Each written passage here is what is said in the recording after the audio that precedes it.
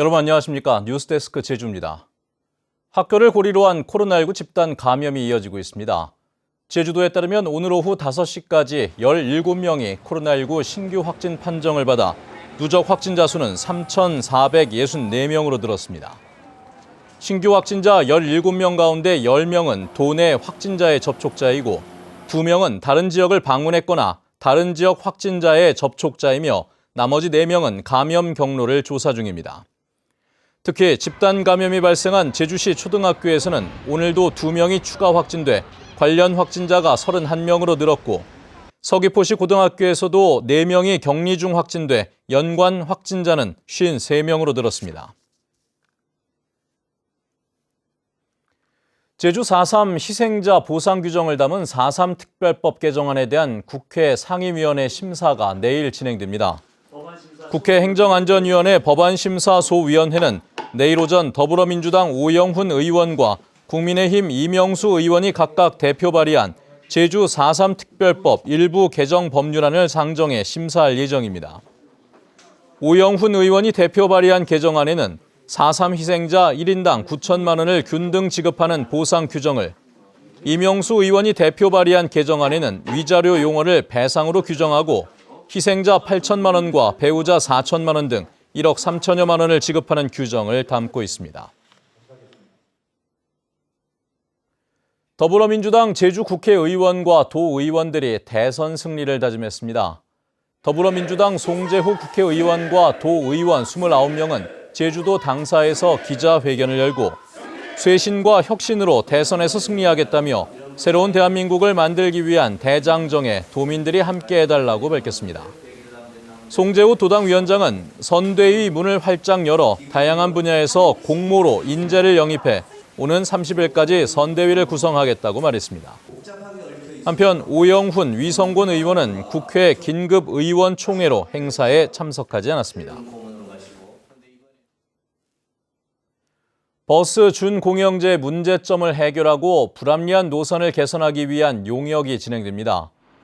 제주도는 모레 제주도 농업인회관에서 버스 준공영제 성과 평가와 개선 방안 용역 착수 보고회를 열고 예산 2억 8천만 원을 투입해 시행 방안을 마련한 뒤 주민 공청회 등을 거쳐 내년 9월 마무리할 계획입니다.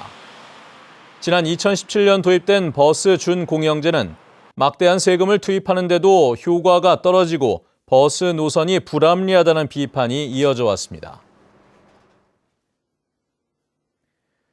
휴일인 오늘 제주 지방은 흐린 가운데 밤부터 비가 온 뒤 기온이 떨어져 추워지겠습니다. 이번 비는 절기상 소설인 내일까지 해안에 5에서 20mm가량 내리겠고 산지에는 1에서 3cm의 눈이 오겠습니다. 비와 눈은 화요일까지 이어지겠고 비와 눈이 그친 뒤 모레는 해안 지역의 아침 최저 기온이 오늘보다 5도 이상 낮은 6도에서 8도까지 떨어져 춥겠다고 기상청은 예보했습니다.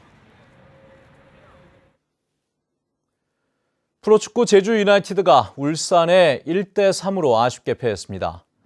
오늘 오후 울산 문수 월드컵 경기장에서 열린 K리그 2021 36라운드 파이널 A 경기에서 제주는 전반 54분 울산의 오세훈에게 선제골을 허용한 뒤 페르소가 코너킥을 성공시켜 1대1로 따라붙었지만 후반 추가 시간 오세훈과 이동경에게 추가골과 쐐기골을 잇따라 내주며 1대3으로 졌습니다. 제주 해상에서 선박끼리 충돌해 한 척이 침수됐지만 인명피해는 없었습니다. 오늘 새벽 2시 20분쯤 제주시 추자도 남서쪽 약 55km 해상에서 한림 선적 35톤급 유자망어선 A호와 부산 선적 139톤급 대형 트롤 어선 B호가 충돌했습니다. 이 사고로 A호의 선체가 가로 1m, 세로 1.4m가량 부서져 기관실이 침수됐지만 선원 10명은 모두 구조됐습니다. 해경은 A호의 물을 빼낸 뒤 A호를 제주시 한림항으로 옮기고 선장 등을 상대로 정확한 사고 원인을 조사하고 있습니다.